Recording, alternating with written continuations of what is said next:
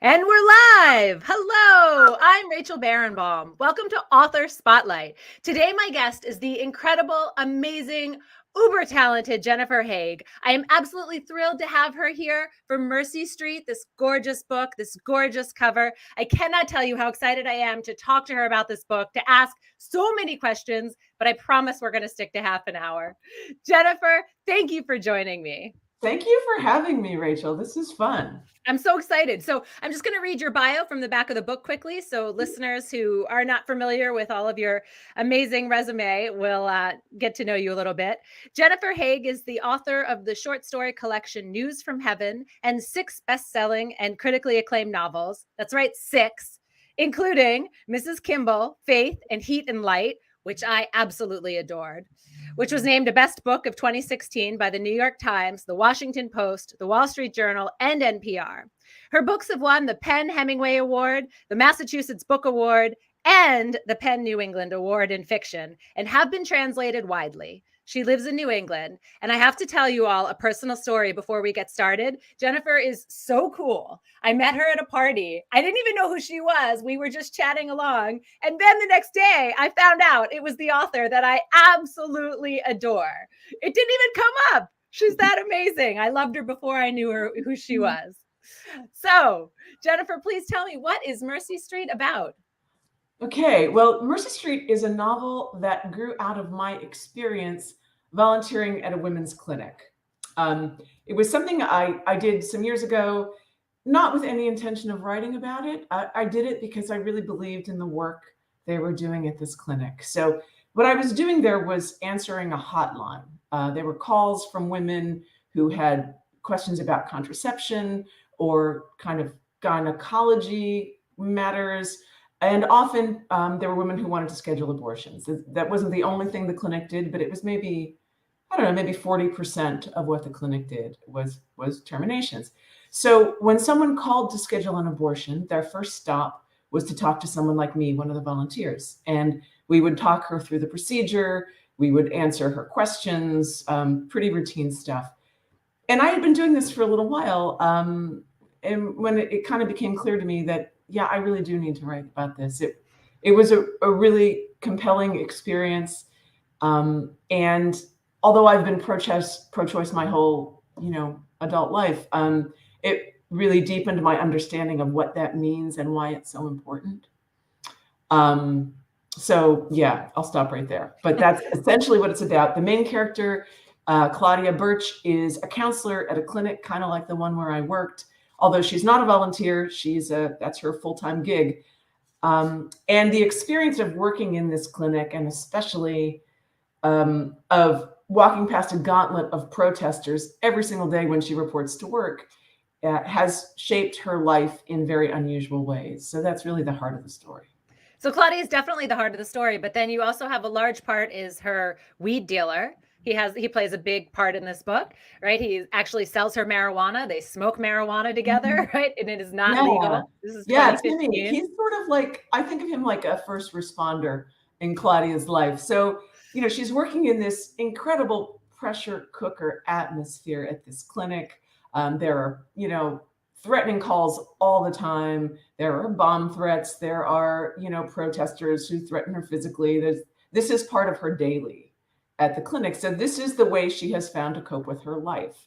And she's struck up this odd friendship with her weed dealer. I mean, in a way, it's odd because they don't know each other's last names. They don't know very much about each other, but they've actually spent kind of a long time together because she shows up to buy weed and they watch TV. They watch car shows and have these kinds of conversations about cars and life.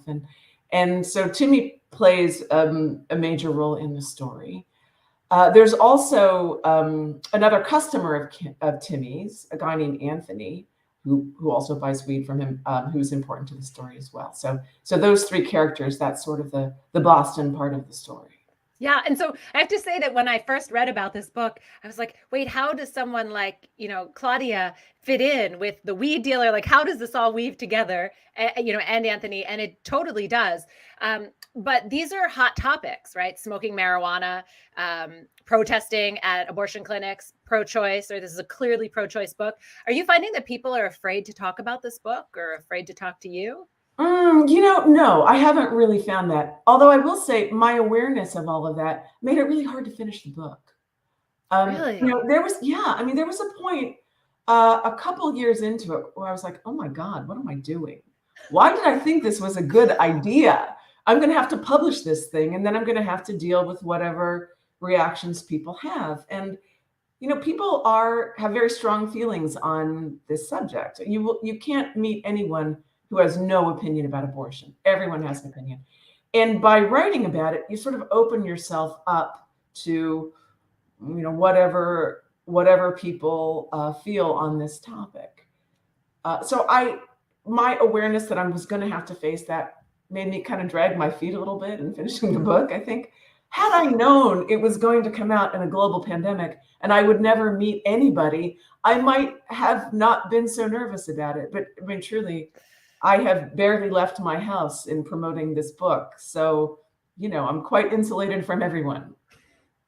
So I'm really glad that you did finish. I was so surprised to hear that you dragged your feet because it felt so visceral and so like such an important book and in story. I felt like for you, it was important to write this book, as I'm reading. And so I'm so glad you did. But I wanted to also mention, so I back in high school, I was an escort into a clinic in Philadelphia. And so not nearly the same as Claudia or what you did, but I did have, I had to be trained. And it was a very scary thing to do. And I thought that you captured that fear of walking through that gauntlet of people into the clinic so well. Can you just talk about that a little bit and how much you decided to share or not share in the book? The first scene in the book is Claudia looking out the window of the clinic, counting the protesters on Ash Wednesday. So the novel takes place in Boston, possibly the most Catholic city in America. So Ash Wednesday is a big protest day. There are lots of people out there, with the ash on their foreheads. There are priests, there are monks. There are a lot of dudes protesting. And it was the first scene I actually wrote, which, it's so strange because it never works out that way. The first thing you write never ends up being the first scene in the book. This is the first time it's ever happened to me. It is actually That's amazing. I wrote. Yeah, it was Claudia and Wow. one of her coworkers standing at the window counting the protesters. First thing I wrote, and bam, it's the first thing you see in the book. And how much of that fear, like, did you hold back on showing how scary that was? Or do you think that you really put it out there? Like, no, why hold back? I mean, that's part of the story. yeah. It's part of the I thought story. you captured it so well because for me it was terrifying, and I don't think that people understand how much bravery is involved just to walk into a Mercy Street, a Planned Parenthood clinic, right? Whether you're going for general health care, which many people go for, or for an abortion itself, right? Well, that's the irony too, because most of the people who come into the clinic are not there for abortions, actually. But the protesters seem unaware of this distinction. I don't know. The assumption seems to be that everyone who goes through that door is about to have an abortion, and they react accordingly. So, there are lots and lots of women who are just there to just have their exam and get their prescription for their birth control pills, and you find yourself facing off with some pretty angry people. Right. Because as you say over and over in the novel, which I think is so great, that women have parts with expiration dates or void the warranty, right? Like we need to get checkups, right? And where do you go if not to a clinic like this? Right. I mean, it is just basic maintenance. And it's part of what I loved about this clinic, actually. It was probably the most inclusive, diverse space I'd ever encountered in the city. Because if you have a female body, you're dealing with this stuff. You're dealing with contraception, annual checkups, you get UTIs, you need antibiotics, you may have an unplanned pregnancy, you may not, but there are all sorts of services offered at this clinic that you need no matter what part of the city you're from or how much money you have or what color you are or your ethnic background. it is the great equalizer in a way. It cuts across all lines. Let's talk about the cover of this book, because I think this is important. Yes. I love this cover so much. I do too. I love it for several reasons. First, because it is actually handmade. So Alison Saltzman, the art director at Echo, actually cut out these paper dolls from construction paper. This is not Photoshop. If you look at their heads closely, you can see they're a little pointy, like when little kids cut construction paper. So they're real paper dolls. And I love it that they're different colors, and that's important. I mean, of course, on the book they're pink, and they're pink and purple. They're not just different colors, right? Right. So as not to be too literal, but in fact, that was a striking feature of this clinic. How people from all walks of life, all backgrounds, found themselves there. A lot of my books, probably all my books in some way, are about class. It's a subject that is kind of at the heart of everything I write. And Mercy Street is about where class intersects with being female. And what you see a lot of in the book is how having an unplanned pregnancy lands differently on different women depending on your circumstances and your resources. So there's one patient that Claudia counsels, who's a senior in high school. She goes to prep school, she goes to a country day, and she is trying to decide between Yale and Princeton, and finds herself unexpectedly pregnant. So she makes an appointment, and her mother brings her to the clinic for an abortion. On the same day, Claudia sees another young woman, roughly the same age, maybe a couple years older, who's a homeless heroin addict. And she found out she was pregnant because she overdosed in a gas station restroom. And the manager found her, called 911, an ambulance came, took her to the emergency room, and they suspected she was pregnant, so they gave her an ultrasound. That's how her pregnancy was detected. And yet these two young women are both, faced with the same problem, but they have very different resources for dealing with it. Yeah. It's amazing. And I love, there's one point in the book where one of the counselors is actually pregnant, and she sees how different people ask her questions differently, right? So younger people are talking to her about this pregnancy with more excitement, like, oh, when I'm a mother or whatever, versus some of the older women who might be coming in who are a little more maybe feeling bad because their time has passed, or they have a pregnancy that isn't going to make it to the end, to full term. And I just thought that you captured all of that so beautifully. So I just want to read a little bit, a quick section, which is one of my absolute favorites. If anybody has the book, it's on page 92. And it's the section where Claudia says, there's always a reason, she said, define good, right? So why would someone have an abortion? The reasons were many and varied. Occasionally, a patient would volunteer hers, as though trying to convince herself. My son is autistic and daycare won't take him. I can't handle another kid. I got fired, evicted. I got into law school. I'm afraid to go off my meds. I just need to finish high school, chemo, probation, my PhD, my tour of duty. My mother would never forgive me. I want a different life. The point is, what's a good reason? Who gets to decide? That is just gorgeous. I love that passage. How long did that take you to write? I don't remember. I feel like I've been living with those sentences for a long time, so I couldn't tell you. But I will say that in that same scene that you read, Claudia tells a story. She's having lunch with a male friend of hers, and she tells a story about a call that came into the hotline. And this is something that happened to me when I was volunteering on the hotline. And this was the moment when I knew I was going to have to write about this experience. There was a woman who called, and she wanted to schedule an abortion. A lot of the women who called for abortions, they were very clear on their decision. They had clearly thought it all through, and they really just wanted to get the appointment as soon as possible and get on with their lives. There were other women who needed to talk about it a little bit and wanted to process it. And this caller was one of those. She wanted to talk about her reasons. And what she told me was, I can't be pregnant because if my ex finds out I'm pregnant, he's going to come to my house and shoot my kids. Yeah. And that's what she told me. And I Oh that my God. that It is just, I exactly get the the chills, yeah, right? It's like, oh yeah, my God. and that is exactly the story that Claudia tells when she's having lunch with her friend. Mhm. It's almost verbatim what happened to me when I answered this call on the hotline. Um, and Claudia says to her friend, "Well, I can't fact check that. I don't know. Maybe she's just paranoid. Maybe she's delusional, or maybe not." And this is the thing: no total stranger can pass judgment on somebody's reasons for having an abortion. People's lives are complicated, and someone on the outside can never know what's really going on, what the reasons might be that would lead someone to this decision. And that's why I think it's crucial that women be able to make this decision in peace and privacy and not be second guessed by strangers and not be hamstrung by the law. Mhm. And, that's Yes. fiction Yes. behind the writing of this book. I really believe it. And if I didn't know it before, I sure know it now. Yeah. I think you also touch on this. There's still, you should have your own reason, but then woman after woman in this clinic, you say in just a few pages earlier, they come back again saying, it was all my fault. It was my fault. And That's what the culture tells you.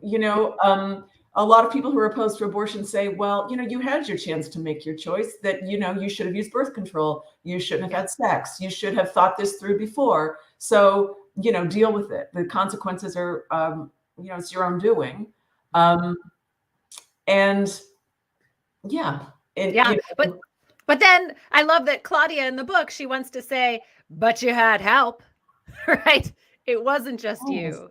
always. I mean, every abortion in the history of humanity has had a man involved, and it's striking how seldom that's part of the conversations we have about it. Yeah. Oh my God. I just thought you did that so beautifully. So I want to switch a little bit and sort of zoom out just a bit to go back to all the main characters. One of the sort of unifying themes here is they seem very lonely, right? They're very alone in the world. Um, can you talk about that? Oh yeah. Well, it's Claudia is a very isolated person, in part because of the work she does. Somebody who does not work in this environment can't possibly understand what it's like. So it really makes her feel separate from other people. Only her coworkers can begin to understand what her daily is like. So that's very isolating. Timmy's isolated, Timmy the weed dealer, simply because he can't leave his apartment. He's waiting for people to come by. If he's not home, he doesn't sell any weed. So he's really having a COVID experience before there was COVID. He's trapped inside, waiting for someone to text or call and stop by and buy a bag. Um, there's another character we haven't talked about yet that I think we should. He's sort of the antagonist to Claudia in the book. From the beginning, I knew that there would have to be such a person. That would probably be a man. And the character I created is named Victor Prine. He's an anti-abortion, I guess I would say activist. He's somebody strongly opposed to abortion. Where this character came from is, I think it's worth talking about. So I grew up in Western Pennsylvania, tiny little coal town. It's Northern Appalachia, kind of in the middle of nowhere. And it's a socially conservative place, overwhelmingly Catholic. I went to 12 years of Catholic school, so I grew up hearing about the evils of abortion. I mean, I was told that abortion was bad even before I understood how you get pregnant. So that Wow. refrain was constantly going in my childhood. That's where I'm coming from. That's my background. So I'm very, very familiar with the positions of people who oppose abortion. That didn't take any research at all. I've known those people my whole life.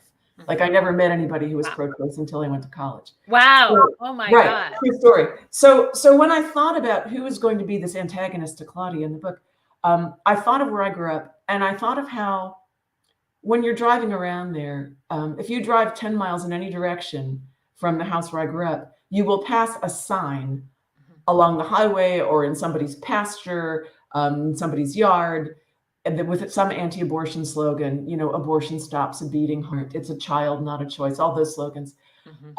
I saw those signs all through my childhood, and they're still up there. I mean, I don't know how I they can't got even there. imagine that when you say that. Oh Like, yeah. I can't even Oh, imagine they're still there. they're still there, and it's not. I mean, there are lots of them. It's a common sight, Hmm. and these are not mass-produced signs. They're handmade. So somebody bought the lumber and cut the lumber and bought the paint and painted the sign and then took it somewhere and planted it in the ground.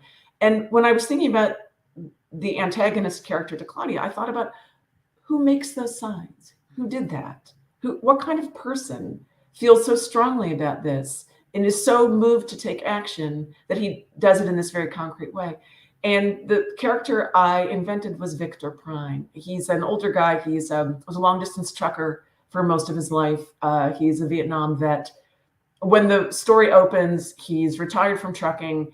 And what he does with his time in his retirement is make these signs and drive around planting them along the highway. So that's your first look of Victor Prine. And, it was very natural to me to place that character in the environment I grew up in, because, it's a world I know very well. And I know that guy very well. I mean, I don't know his, deepest, darkest motivations, but I've seen him around. So it was not a hard character to create. And yet I was surprised. I don't want to give away too many spoilers, but I'm just dying to ask you this. Okay. So be careful though. No spoilers. No spoilers. But I do want to say that the people who are anti-abortion are not necessarily people who are deeply in their heart believing that this is murder. There's sort of other motivations behind it. Yeah. And I can talk about that. So, a lot of the people I know who are opposed to abortion feel this way for religious reasons. And that is more comprehensible to me. But those aren't the only reasons people have for opposing abortion. And for someone like Victor Prine, it's not about that at all. He's not Christian. He's not religious. In fact, he's an atheist. Yeah. His reasons for opposing abortion are a lot darker than that. And it really has to do with his feelings about who should be having kids, who's having too many kids, and how to control this problem. What Victor feels really is that white women shouldn't have abortions because there should be more white babies being born and fewer children of color. So he has no problem at all with women of color having abortions. It's when white women do it that it incenses him. And it really goes to this feeling of losing control of everything. His sense that, society has changed so much and there isn't a place for someone like him. And he doesn't like the direction things are going. And he's really threatened by, people who are not like him becoming prominent and simply having the numbers. He fears being part of a minority, an experience he's never had. I just love that that's how you brought race in, right? And because that is another huge part of what's happening at the clinic, with the protests, all of this. And it was just done, I could tell how well you knew that character. So you've received unbelievable praise from many, many, many reviewers. Congratulations. And one of the things that people say over and over again, which I believe 1,000%, is that your characters inside, outside, upside down from every single perspective. How do you do it? How do you sit down and get to know your characters? Well, part of it is by design. So at the beginning, before I start writing a novel, I spend some time writing about the characters. I'm writing little biographies of them. And so the first several months I'm working on a book, I'm not actually writing chapters. I'm trying to figure out who these people are. And so I've done that for Claudia. I love that. Yeah. I love that. Every time I do it with every book. And, most of that will never appear in the novel, but some of it will. And you never know what you're going to discover about these characters when you start writing about their childhoods, for example. Or writing about their first cheesy ramen in love, or your first job, or your first heartbreak, or, some of this may or may not feed into the story, but you need to know the answers to these questions in order to have these people be really alive on the page. That is just masterclass advice. That's how you got to your cheesy ramen, right? And the Fosters, right? And just the details, right? The way that you mention parts of their lives and the past is, as if they're people you grew up with. It's just amazing.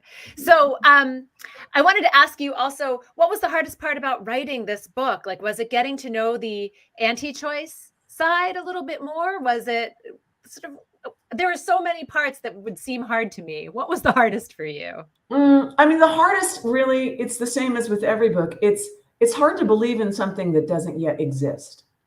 So it's, and you know this yourself as a writer, it's just you feel like you're talking yourself into something at the beginning, and you are. Guess what? You absolutely are.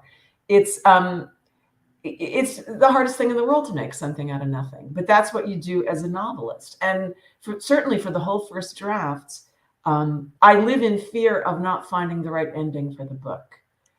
We've all had this experience as readers where you start reading a novel, you fall in love with the characters, you love the language, you're completely sucked into the story, and the ending is so disappointing that you just want to throw the book across the room. Yes. And you're not going to remember that as the book with the great opening chapter. You're going to remember it as the book with a lousy ending. Yeah. And so I always have that fear when I'm starting something new. What if I don't find the right ending? And so until I get through a complete first draft and write the ending, I don't trust what I have. So I would say the first year is always the hardest of everything I've ever written. Wow. Even Jennifer Haigh is scared of the ending. Oh, that's such a relief. Oh, and that doesn't change, and it doesn't get less scary. I don't think writing novels gets easier. I mean, this is my 7th book. It has not gotten easier, I'm sad to say. When I finished my first novel, I thought, all right, well, now I know how to write a novel. This is not going to be hard now. And what I learned was, I only know how to write that novel.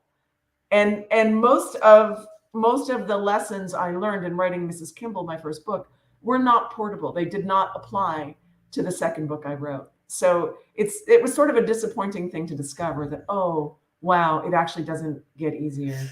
It probably gets harder because you're trying to do more difficult things, to keep it interesting for yourself. Unless you just want to keep writing the same book over and over again. You kind of have to do that. This is such a relief to hear that even you are saying this. Oh my gosh. Thank you. Every writer knows this. And I will say this also, with you about to publish your second book, that's the hardest one, was for me. The second one almost killed me. And they're all difficult in different ways.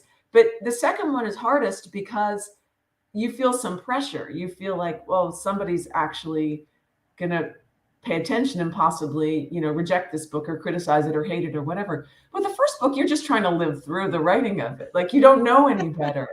It's, So well said. Yeah. I mean, like, the first time you run a marathon, you're not trying to win. You're trying not to die while you do it. It's so well said. Yeah. And that's the first book. So in a way, it's a kind of freedom that you'll never have again with that first book, because no one in the whole world cares if you finish it. No one cares.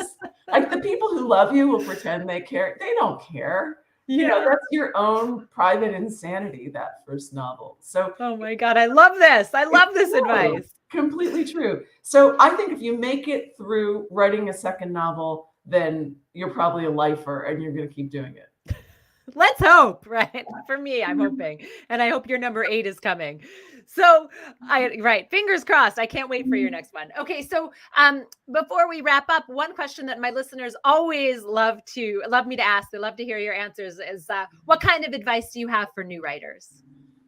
You have to read a lot. You have to read every single day, and you have to read the best work you can possibly find. One side effect of writing novels for me is that I can't enjoy trash anymore. Like, I have no guilty pleasures. And there was a time when I could enjoy, like, a beach read. I can't anymore. It's kind of like when you're on a crowded airplane and the person next to you is hacking and coughing. You feel like, ooh, I'm being exposed to something terrible. That's what bad language is like. So you just can't read crap. You have to read a lot. You have to read good things. And I think it's also important to write about what you read and articulate to yourself what makes it good. Because that's how you mean, like, keep notes on the books that you read? Or journals. Some people keep journals. But, I write about my reading a lot. Like, what can I learn from this writer? What does this writer do that I envy? And it's always useful to pay attention to what makes you envious in somebody else's book. That's where all the learning is. That is brilliant. I just love that. I have to say, sometimes I hear people tell me they don't have time to read because they're writing so much. And I always think, but what are you talking about? Right? Like, how can you write if you can't read? You can't. It's like starving yourself. And, it's that you get your nourishment from reading good work. So it's garbage in, garbage out. If you read bad stuff, it's going to affect you. It's gonna change the way you write. And if you don't read anything, I think you atrophy. It's not good for you. Yeah. And do I remember that I heard you say once that you also only read when you're writing a book, right? You'll read sort of older books at the time, so you're not influenced by contemporary writers? I'm careful about that because it's true that without realizing it, you can mimic what you're reading. So when I'm in the composition stage, like the first draft, I don't read contemporary fiction. I can read nonfiction. I can read poetry. I can read in French. I can read 19th century novelists because there's no danger of copying Dostoevsky. Like it's not a problem. But I don't read contemporary fiction when I'm writing a first draft. Then later when I'm revising, it's fine and I can. But I am mindful of that with the first draft because I think I am an unconscious mimic. We all are. I think we all are. That's how we learn to do this. Yeah, absolutely. Yeah. Jennifer, thank you so much for joining me. I absolutely loved, adored Mercy Street. Everyone can see this gorgeous hand cut out cover. May you sell many, many copies. Thank you. Thank you, Rachel.